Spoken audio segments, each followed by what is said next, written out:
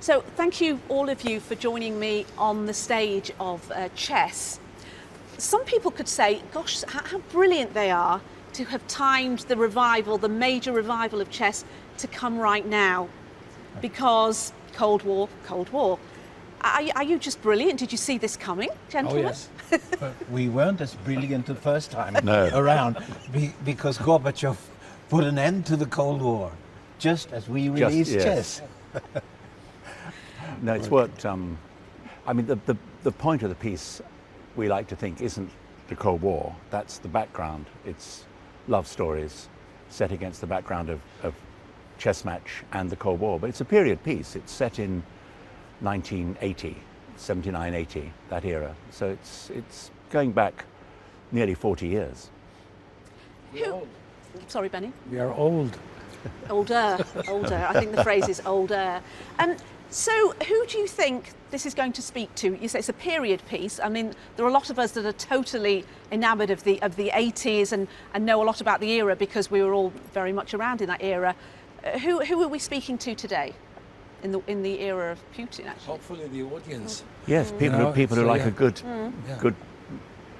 words and music, really, and a plot.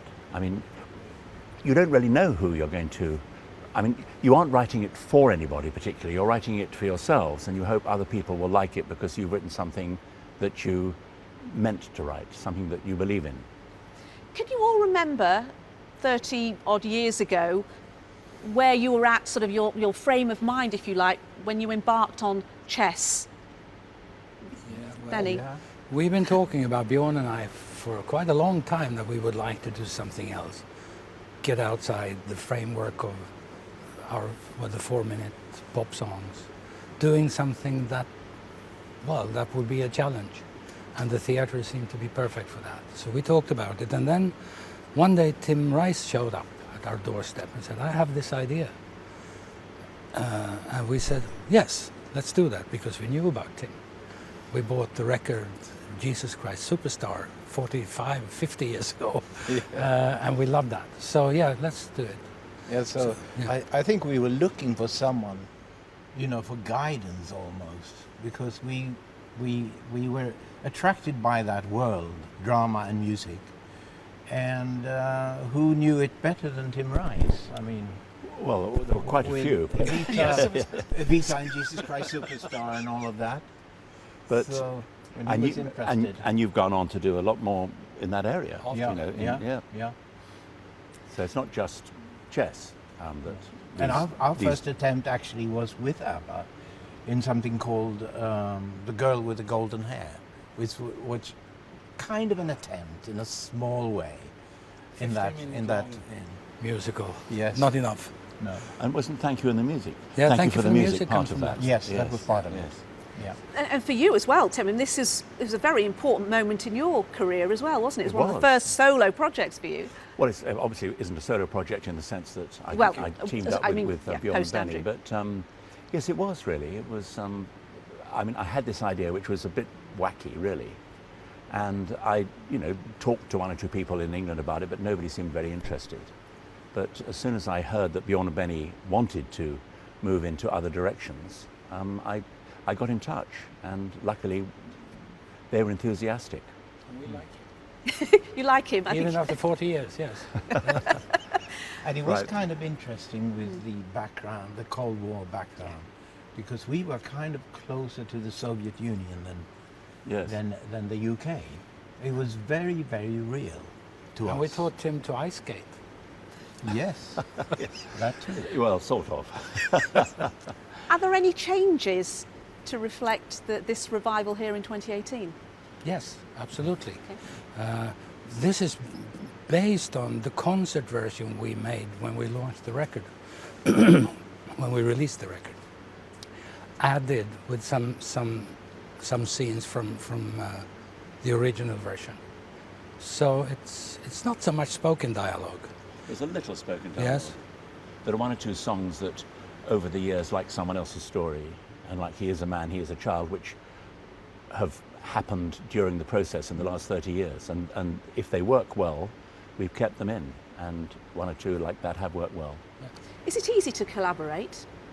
Yeah, Yeah, I think so. Yes. Yes. You Same sense of humour and roughly, and you know, we get along. I think I'm secretly Scandinavian. You look secretly Scandinavian. Yes. You look Norwegian. Actually. Yeah. Oh, more thank than you. Oh, Swedish. Norwegian. Fine. Yeah, Okay. Irish. Is there any risk involved in revisiting something that is actually so loved by people? I think it's been voted one of the most popular musicals in Britain of the last few decades. It's precious to a lot of people in that form, isn't it, from all those decades ago? Yeah, but this is going to be wonderful because it's a marvelous orchestra. John Rigby, the conductor, is great. The cast is great. The sound men are one of a kind, and they're really, really good. So I've been sitting here listening to the songs played out here, and yeah, I'd say it's really, really, it's a joy. How does it affect you hearing your songs all these years later in a revival like this? The words you wrote? Well, I think if they're sung well, it's thrilling. And this cast we have, these wonderful singers and actors, they're doing it as well as we could hope for. So that's great. Do you also think we're all a bit nostalgic right now for some reason?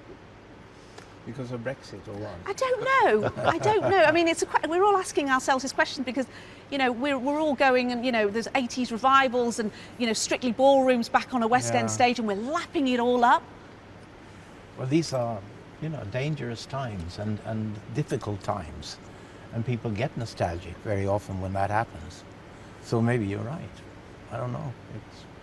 I think you'll find if you did thorough research on it, not you personally, but if one did, that there's always revivals. Things are always being revived. And it's usually the shows that did quite well first time round or did very well first time round. I don't think there's any more revivals now than there used to be, but the difference maybe is that thanks largely to the great success of Mamma Mia, people have brought pop songs, or songs that have been hits on the pop charts or the rock charts, and put them into shows. That's a new feature, or comparatively new. It's not that new now, but it's something that's happened in the last 20 years. It'll be 20 years old next year, that idea. Wow. And it's all about the songs, isn't it? Because they've got to be good in the first place before you even think about putting them on the stage. Presumably, the album was released first, wasn't it, for Chess? Yes. Yes. Yes, it was. For us to know what we were up to, what we were doing, to get a grip on it before it ended up on stage, yes. And what was the initial reaction?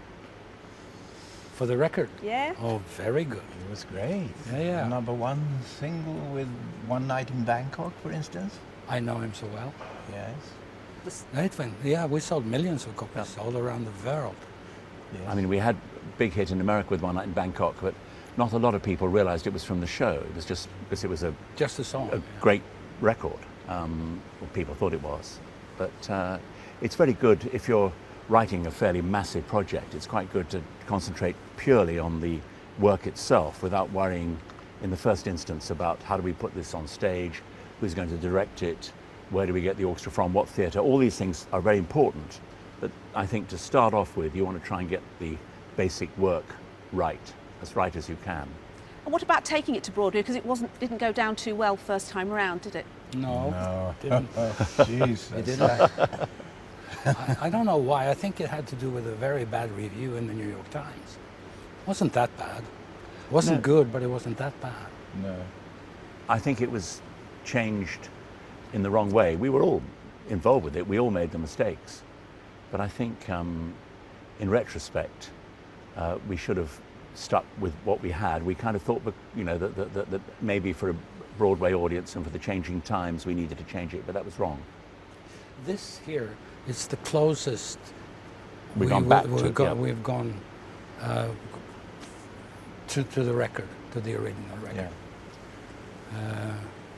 So yeah, I look forward to. That was a conscious decision, presumably. Yeah, it is. Yes, yes, because it's always worked at its best, I think, as a concert. But it's also to have everyone on stage, the whole orchestra up here.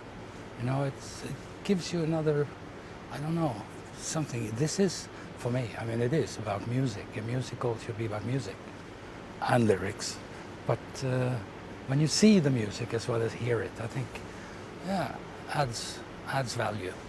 Looking at yourselves now as writers, how would you, what have you noticed in each other perhaps that is the dramatic change from the, you know, all 3 decades ago when you came up with this idea about a Cold War chess game and you sat down together? How do you think you've changed as artists in all that time? Have you ever been an artist, Tim? Well, I don't know. As artists? I'm not an artist. I don't know. I don't know. I mean, it's difficult to analyse yourself, whether you've got better or worse or whatever. But we've both done an awful lot since we first did chess, or all three of us have done a lot. Yes. So it's up to other people to decide that, really. Yes. We're still good. I think so. Yeah. I think with age you get more daring, you have more freedom and more experience and wisdom, hopefully. All of that helps. So we might see chess possibly on Broadway. Is that a possible? I don't know. We don't know. Let's start with seeing it here. Yeah. Where do you think musical theatre is at the moment? Because lots of people have been analysing it. Hamilton came along and blew everyone out of the water and kind of rewrote the book. And some people are saying, look at the stuff that's happening over in America. Where do you think we are over here compared to all the radical stuff that's happening over there? Are we good, in a good place, would you say? I mean, with all your vast experience, Tim? Well, I think the performances, the way the musicals are done over here is just as good as it is in America. The actors, the dancers, the singers, the musicians. Maybe there's a slight shortage, and I can only speak for Britain, I can't speak for Sweden. Probably can. Maybe there aren't quite so many new British musicals doing incredibly well, but there are some great ones around, you know, which I mean, there's some great writers around, and it's just almost impossible to predict. I mean, there's an awful lot of luck in it, sometimes by chance. You know, there are several musicals that work at once on Broadway, or several that work at once here. I think you can overanalyze the trends, but Broadway and the West End, they feed in a nice way on each other, and I think Hamilton coming over here can only be good for British musicals. Do you think you could write another new one together? I think Have you got 30 years spare? I don't think so. Why not? It's a huge task. I mean, it takes years. It is massive, it does. It takes years. And no. You've got this tour coming up. I could write something with the avatars. Yeah. Yeah. Don't call them avatars. It's terrible. Oh, sorry. I thought it was. We wondered whether you'd come up. That sounded rather clever. He is clever. No, I didn't come. I read that somewhere. You read that. People have been saying that for ages. Oh, sorry. Yeah. That's an offer, isn't it, from Tim? Yeah.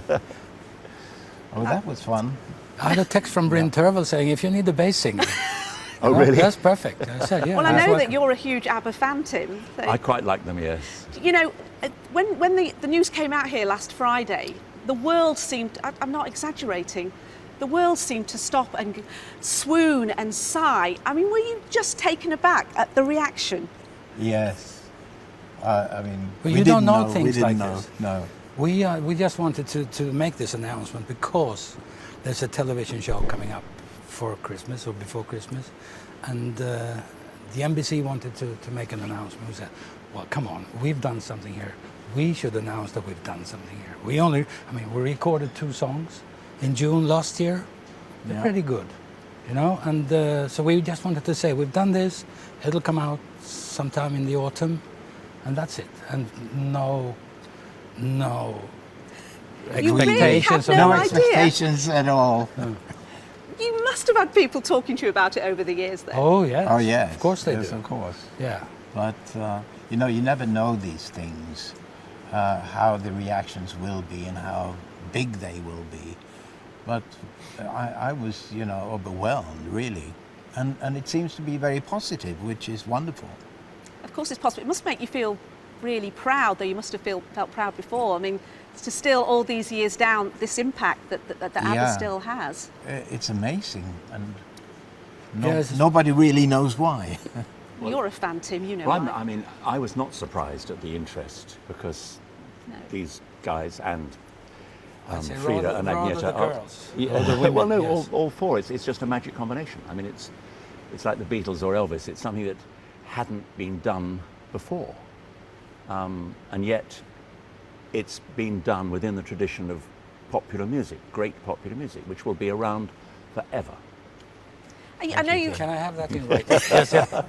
Except possibly 1 or 2 tracks on the first album. Yes. You can't say that. Dum dum diddle. You keep coming back to them. Yes. But you wrote 2 songs. Was it really like what, rolling back the years when you were all in that studio together? Because that's the statement. That was, Well, the thing is, I mean, I am, for one, constantly working. Writing music, Bjorn is writing, we do things together. We've been doing so for 30 years. You don't know about it because we stay home. We do it sort of for the local market, but it's constantly working, absolutely. So it was no big deal to do it. We just said, let's try and see how good we can be, you know, and let's record it and see what happens. So we shall see. I don't know. We didn't know at the time when it happened then if it was going to work or not. So why would we now? No. We just think it's pretty good stuff. We'll see. But I remember I had this moment in the studio when there were the 4 of us plus a sound engineer, and I was looking, you know. I remember this. This is so familiar. Yeah, but the funny thing is, You know? it's really like it says in the press release that it was like yesterday. Yes. And we all 4 felt like that it was like yesterday. Although it was 35 years ago, we were in the same studio. Especially for the girls. We've been in the studio together, but not with them. No. And they haven't been in this situation. And it was quite marvelous, actually. So, And it does something to you when you've had those experiences together. And I don't mean just the first 10 years, but all the way after that, you know. It does something to you, bonds. it's interesting to hear how deeply you're affected, and we as fans, we continue to be so deeply affected by it. It felt so good to be in the studio, you and the girls. You've recorded 2 songs. Didn't it whet your appetite to do some more? Oh yes, but we shall see. I don't think so though. This is done for this digital version of ourselves coming up next year. So we thought we should add a couple of songs to that, not just play old songs. So that's really why we did it. But it was nice writing it. Was it. fun, yeah. Yeah, and recording it. It was extremely joyful. Yes. Yeah. Classic ABBA. Classic? That too, yes. And unexpected ABBA and classic. No, I don't know. say. We'll see. You tell us if you like it when you hear it, you know? Yeah. So, but you're sending your holograms on tour. It's not hologram. Well, we don't know what it is really. But we're not allowed to call them avatars. Well, Tim can call them avatars if you like. I don't want to call them. It's quite clever, I thought. Because we don't know, A little too clever, isn't it? Wouldn't it be just easy for you to go do it as human beings together, you know, on tour? No. Have you ever been on tour? It's a hard life. It's, no. But being in the studio is wonderful. Only in a little way, It's but controlled I wouldn't want to do area. it now. You take your own time, as long as you like, until everyone's happy. You know, that's sweeter. But a stage is a different thing. Yeah. Okay. So we've got Chess first, and then Mamma Mia 2, and then I mean it's all about the songwriters come this year, isn't it? Really? So Yeah, that's It's the great. songwriters' year this year. Yeah. Great. it's going to take up Is all there a of your songwriters' day? Like there's a cinnamon bun day in Sweden. Cinnamon Bun Day? Yeah. Yes. Is that just in Sweden? Yeah. It hasn't caught on here. Should be a songwriter's day. Songwriters' day. Yeah.